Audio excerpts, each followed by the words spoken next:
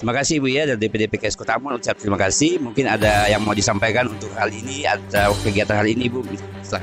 Iya, alhamdulillah hari ini saya beserta pengurus DPD Kota Ambon berbahagia sekali dan bersyukur kepada Allah Subhanahu wa Ta'ala karena dengan pertemuan ini bisa bertatap muka langsung dengan hampir 100 pengurus, ya, hampir 100 orang pengurus yang ada di DPD maupun seluruh DPC yang ada di Kota Ambon.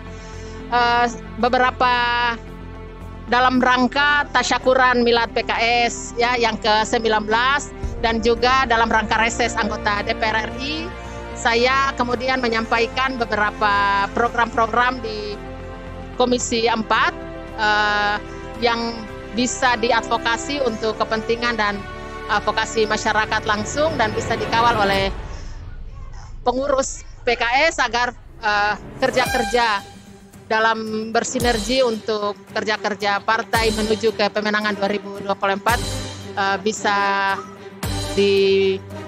dimudahkan dengan kerja-kerja pelayanan sesuai dengan tagline PKS pelopor dan terdepan ya dalam membela rakyat dan juga melayani masyarakat. Hari ini juga saya berkesempatan untuk memberikan sembako dan juga santunan untuk insya Allah Idul Fitri nanti kepada pengurus dan struktur PKS.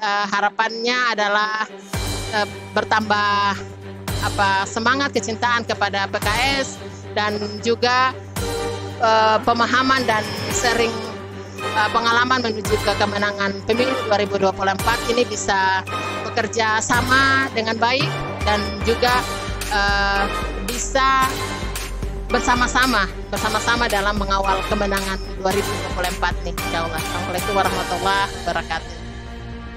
Terima kasih Ibu atas ucapan atau bingkisan hari ini buat semua kader dan simpatisan pengurus DPC Kota Ambon. Mudah-mudahan didoakan usahanya lancar di DPR RI dan ke depan semakin maju, insya Allah. Oke, demikian. Assalamualaikum warahmatullahi wabarakatuh.